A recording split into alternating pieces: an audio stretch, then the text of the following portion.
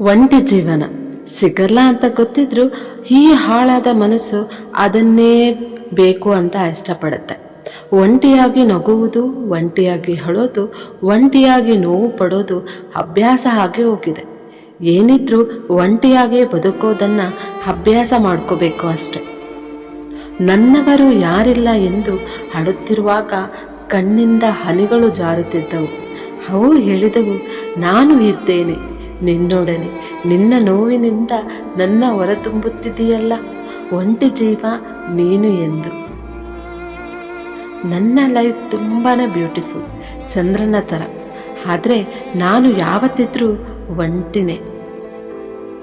ನೂರಾರು ಆಸೆಗಳಿಂದ ಪ್ರಾರಂಭವಾದ ಜೀವನ ಯಾವುದೂ ಬೇಡ ಅನ್ನೋ ತಿಥಿಗೆ ಬಂದು ನಿಂತಿದೆ.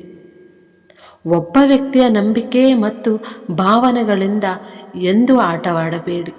ನೀವು ಆಟದಲ್ಲಿ ಗೆಲ್ಲಬಹುದು, ಆದರೆ ಆ ವ್ಯಕ್ತಿಯನ್ನು ಶಾಶ್ವತವಾಗಿ ನಿಮ್ಮ ಜೀವನದಿಂದ ಕಳೆದುಕೊಳ್ಳುತ್ತೀರಿ. ಎಲ್ಲರೊಂದಿಗೆ ಇದ್ದು ನಗುವ ನಾಟಕ ಮಾಡುವುದಕ್ಕಿಂತ ಒಂಟಿಯಾಗಿದ್ದು ಬಿಡುವುದು ಎಷ್ಟು ಲೇಸು. ಬರುವಾಗ ಒಂಟಿ ಎನ್ನಲಿಲ್ಲ, ಹೋಗುವಾಗ ಒಂಟಿ ಎನ್ನಲಿಲ್ಲ, ನಡುವೆ ಬಂದ ಬಂಧುಗಳ ಬಿಡುವಾಗ ಒಂಟಿ ಎಂದು ಕೊರಗುವೆ ಏಕೆ? ಮನವೇ, ಜೊತೆಯಾಗಿ ನನ್ನಿಸಿರು ನಾನಿಲ್ಲವೇ? ಅದೆಷ್ಟೋ ಕನಸುಗಳು ನಿನ್ನಲ್ಲದೆ ಮಣ್ಣಾಗಿವೆ.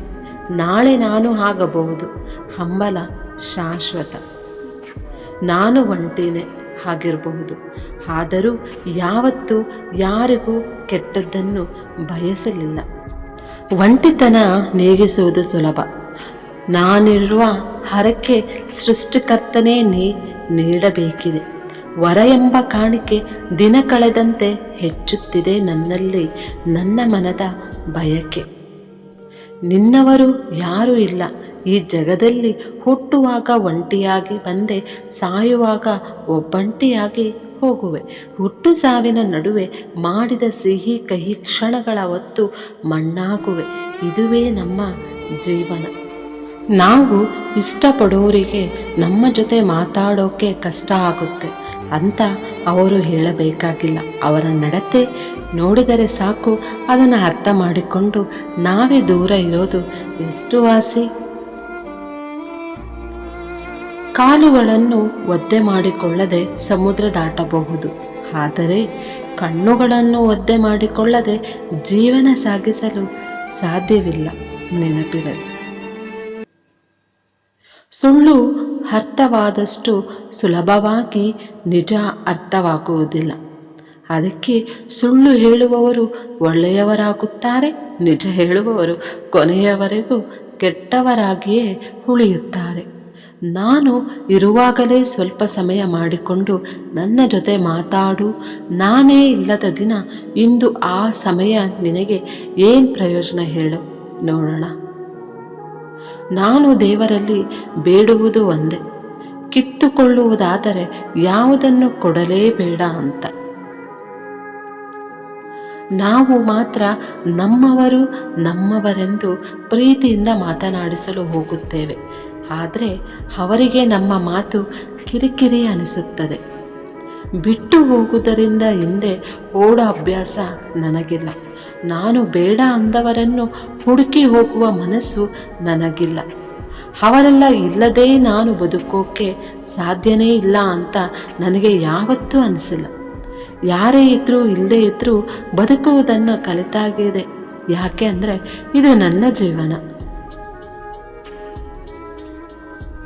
ಎಲ್ಲರಿಗೂ ಅವರ ಸ್ವಾರ್ಥ ಮಾತ್ರ ಬೇಕು, ಬೇರೆಯವರ ಇಷ್ಟ ಕಷ್ಟಗಳು ಯಾರಿಗೂ ಬೇಕಾಗಿಲ್ಲ. ಇದುವೇ ಮನುಷ್ಯನ ಜೀವನ. ಅತಿಯಾದ ನಂಬಿಕೆ ಒಳ್ಳೆಯದಲ್ಲ, ಅತಿಯಾದ ಪ್ರೀತಿಯೂ ಸರಿಯಲ್ಲ. ಭರವಸೆಯಂತೂ ಬೇಡವೇ ಬೇಡ, ಏಕೆಂದರೆ ಅತಿ ಎನ್ನುವುದು ಅತಿಯಾಗಿ ನೋಯಿಸುತ್ತದೆ. ನೆನಪಿರಲಿ. ಎಲ್ಲ ಇತ್ತು ಯಾರು ಇಲ್ಲದಂತಿರೋ ನನ್ನ ಈ ಬದುಕಿಗೆ ಏನು ಹೇಳಲಿ? ಜೊತೆಗೆ ಕನಸುಗಳನ್ನು ಇಟ್ಟು ನೋವಿಗೆ ಮಾತು ಬರದಂತೆ ಮಾಡಿ ಕಂಬನಿ ಒರೆಸಲು ಸಹ ಕೈಗಳಿಲ್ಲದ ದಿಕ್ಕು ಪಾಲಾಗಿದೆ ನನ್ನ ಏಕಾಂಗಿ ಬದುಕು. ಯಾವತ್ತೂ ಒಂದಿನ ನಾನು ಒಂಟಿ ಹಾಕ್ತೀನಿ ಅಂತ ಗೊತ್ತಿದ್ರೂ, ಆದರೆ ಇಷ್ಟು ಬೇಗ ಹಾಕ್ತೀನಿ ಅಂತ ಗೊತ್ತಿರಲಿಲ್ಲ. ಕಾಯುವುದಕ್ಕೂ ಒಂದು ಅರ್ಥ ಇದೆ, ಆದರೆ ಅದೇ ಕಾಯುವಿಕೆ ಪ್ರತಿ ಸಲನೂ ನಿರಾಸೆ ಆದರೆ ನಂಬಿಕೆ ಹೊರಟು ಹೋಗುತ್ತದೆ. ಕನಸುಗಳು ಸತ್ತು ಹೋಗಿದ್ದಾಗ ಮನಸ್ಸು ಬಯಸೋದು ನಾವು ಇಷ್ಟಪಡುವ ವ್ಯಕ್ತಿ ಹೇಳೋ ಒಂದು ಮಾತು, ಏನೇ ಆದರೂ ನಾನು ನಿನ್ನ ಜೊತೆಗೆ ಇದ್ದೇನೆ ಅನ್ನುವ ಮಾತು ಮನಸ್ಸಿಗೆ ಧೈರ್ಯ ಕೊಡುತ್ತೆ. ಬೇಕು ಎಂಬುದು ಬೇಡವಾದಾಗ, ಬೇಡವಾದದ್ದು ಬೇಕೆಂದು ಬರುವಾಗ, ಬೇಕು ಬೇಡ ಎಂಬುದರ ಮಧ್ಯೆ ಕೈ ಚಾಚಿ ಬರೆದಾಗ ನಿಂತು ಬೇಡುವವನೇ ನೊಂದವನು. ಮನಸ್ಸಿನ ನೋವು ಮನಸ್ಸಲ್ಲೇ ಇರಲಿ. ಸಮಾಧಾನ ಮಾಡುವುದಕ್ಕಿಂತ ಸಮಾಧಿ ಮಾಡುವ ಜನ ಜಾಸ್ತಿ. ಯಾರಿಗಾದರೂ ಏನಾದರೂ ಕೊಡಬೇಕಿದ್ರೆ ವಿಷ ಕೊಟ್ಟು ಬಿಡಿ, ಆದರೆ ಯಾರಿಗೂ ಬೇಡ ಸುಳ್ಳು ಭರವಸೆಯನ್ನು ಮಾತ್ರ ಕೊಡಬೇಡಿ. ಯಾರ ಜೊತೆ ಇದ್ದರೂ ಸರಿ, ಒಂಟಿಯಾಗಿರೋದು ಕಲಿ. ಅನುಭವಕ್ಕಾಗಿ ಕಾಯಬೇಡ.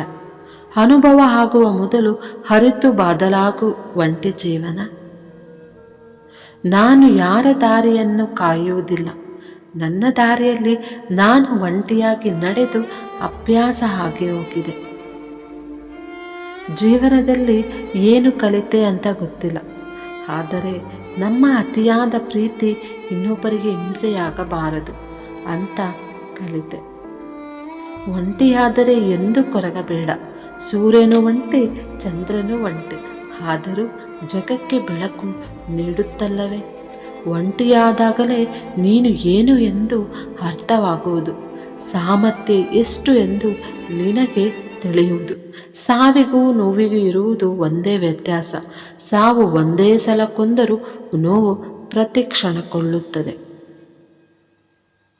ಯಾಕೋ ಏನೋ ಲೈಫ್ ಒಂದೊಂದು ಸಲ ಒಂದೊಂದು ರೀತಿ ಬೇಜಾರನ್ಸುತ್ತೆ. ನಾವು ಇಷ್ಟಪಡೋದು ಹೇಳೋ ಮಾತನ್ನು ನಾವು ಅರ್ಥ ಮಾಡಿಕೊಂಡಷ್ಟು ನಾವೇ ಇಷ್ಟಪಡೋರು ಯಾಕೆ ನಮ್ಮ ಮಾತನ್ನು ಅರ್ಥ ಮಾಡಿಕೊಳ್ಳುವುದಿಲ್ಲ? ಮನಸ್ಸಿಗೆ ನೋವಾದಾಗ ಸಾಧ್ಯವಾದಷ್ಟು ಹತ್ತು ಬಿಡಿ. ನೋವಿಗೆ ಸ್ಪಂದಿಸಲು ಯಾರೂ ಇಲ್ಲ ಮತ್ತು ಇಲ್ಲದಿದ್ದಾಗ ನಿನ್ನ ಕಣ್ಣೀರು ನಿನ್ನನ್ನು ಸಮಾಧಾನಪಡಿಸುತ್ತದೆ.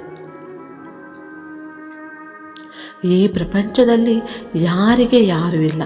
ಸತ್ತ ದೇಹವನ್ನು ಸ್ಮಶಾನದಲ್ಲಿ ಇಟ್ಟು ನಮ್ಮವರೇ ಕೇಳುತ್ತಾರೆ, ಇನ್ನೂ ಎಷ್ಟು ಹೊತ್ತು ಆಗುತ್ತೆ ಅಂತ. ಇಷ್ಟೇ ಮನುಷ್ಯನ ಜೀವನ.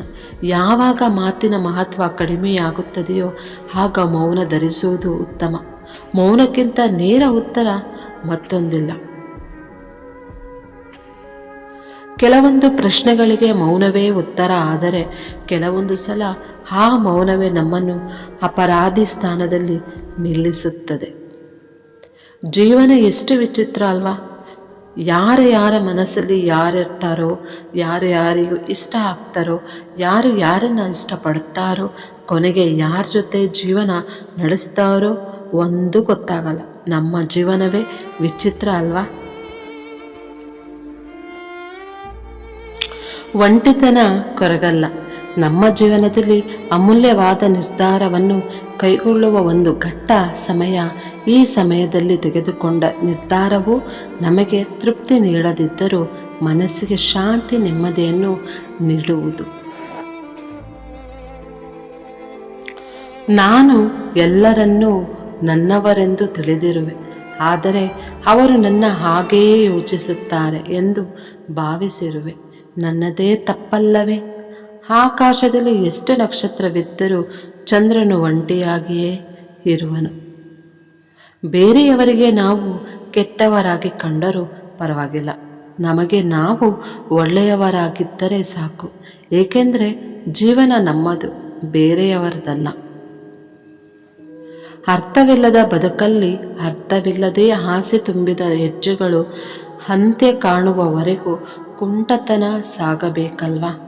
ನಾವೆಲ್ಲರೂ ಒಂಟಿ ಪ್ರಯಾಣಿಕರಷ್ಟೇ ಅಲ್ಲವೇ? ಬದುಕು ಎಂದರೆ ನದಿಯ ಹಾಗೆ, ಕೊನೆಯಿಲ್ಲದ ಪಯಣ.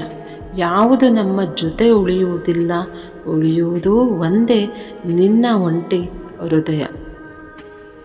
ಸಾಕಾಗಿದೆ ಈ ಸಂತೆಯ ಜೀವನ, ಹುಡುಕ ಹೊರಟಿರುವೆ ಮುಕ್ತಿ ನಾವು.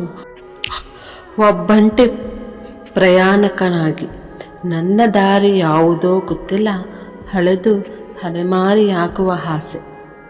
ಜಗತ್ತಿನಲ್ಲಿ ಎಲ್ಲರಿಗಿಂತ ನಾನೇ ಹೆಚ್ಚು ಪಾಪಿ ಅನಿಸುತ್ತೆ. ಅದಕ್ಕೆ ನಾನು ಬಯಸಿದ್ದು ಯಾವುದೂ ಸಿಗೋದಿಲ್ಲ. ಜೀವನದಲ್ಲಿ ಎಲ್ಲದಕ್ಕೂ ತಯಾರಾಗಿಯೇ ಇರಿ, ಏಕೆಂದರೆ ಹವಾಮಾನವಾಗಲಿ ಅಥವಾ ಜನರಾಗಲಿ ಯಾವಾಗ ಬೇಕಾದರೂ ಬದಲಾಗುವ ಸಾಧ್ಯತೆ ಇದೆ. ನೋವುಗಳಿಂದ ತಪ್ಪಿಸಿಕೊಂಡು ಬದುಕುವುದು ಜೀವನವಲ್ಲ, ನೋವುಗಳ ಜೊತೆ ಬೆಳೆದು ಗೆಲ್ಲುವುದೇ ನಿಜವಾದ ಜೀವನ. ಹಾಗೆ ಹೋಗುವುದನ್ನು ಸರಿಪಡಿಸಲು ಪ್ರಯತ್ನ ಬೇಡ, ಅದು ಅಸಾಧ್ಯ.